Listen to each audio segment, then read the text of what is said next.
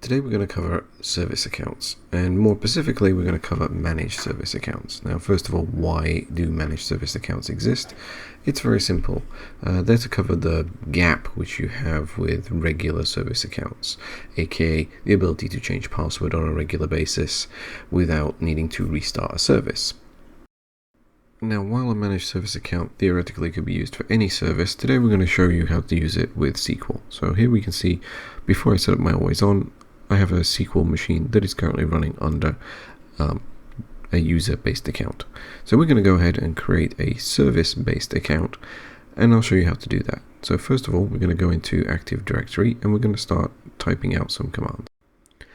Now, as per usual, I'm not going to run through all of this here, as trying to keep up with the commands that I'm typing as an example could become particularly difficult. So I'm just going to put it in the description below so that you can do that part in your own time. The one thing I will point out though is, if you notice, my service accounts nodes, so in this case the SQLA, SQLB, have the $sign behind them. That's very important because they're computer accounts. So I'm going to go and install the feature that's required to do this. Now this means installing the Windows feature RSAT-AD-PowerShell. This is the module that's required in order to use a service account. Then I'm going to install the service account. Now that's relatively straightforward, and from that point of view you can see on the screen first of all the installation of the feature. And then after that, I will need to install the actual service account, aka tell it which one to use. And what happens is that the token is created between this server and the Active Directory. So the information like password changes and other things can be exchanged without the interaction of a person like myself or an administrator elsewhere. So it becomes a very secure method of communication for service accounts, thus allowing things to transpire in the background that otherwise would require our intervention, like password renewals for services. Now what makes this particularly secure, amongst other things, is that you and I will never know the password. We don't need to.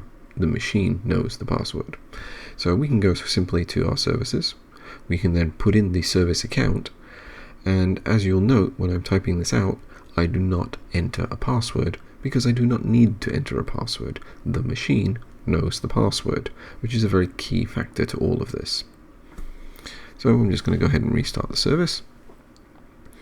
And after it takes a second to authenticate and start up the service as you would usually do, you'll notice that I never entered a password for this.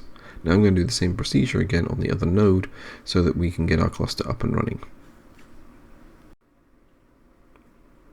Now you can also use the service account theoretically for the agent service as well if you really wanted. In my case I'm just using it for the SQL service. So I'm going to go ahead and create my always on availability group now, because I've effectively configured both nodes to now run with that service account. So I'm going to create the test AG. I'll put some basic parameters in. I have a database that's already ready to rock and roll here. So once we get to the point of adding the availabilities, so here we have second node. Not much point in having a single node availability group. And when we scroll across to the end, we should be able to see that our service accounts on the endpoints, whoops, I've gone too far. So we're just going to go back and check the endpoints again. You should see that this is our service account that we created earlier. Now you are going to have to bear with me because obviously these are VMs, so they're not going to be the fastest as we run through the rest of the steps relatively quickly.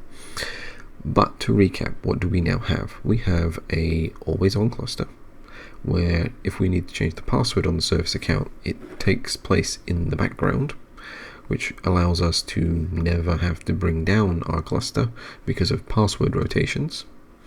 It also means that no user knows the password. As an example, I don't, you don't. Therefore, it's very secure.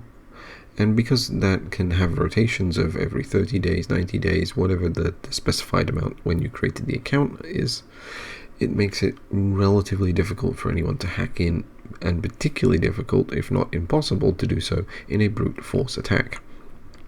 meaning you have a secure but also an always up environment.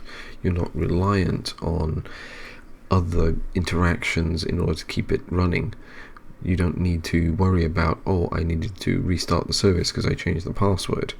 Just doesn't happen.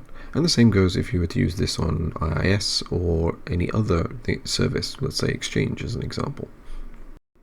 So hopefully you now see the benefit of having a managed service account, and if you like this video, please subscribe or give us a like.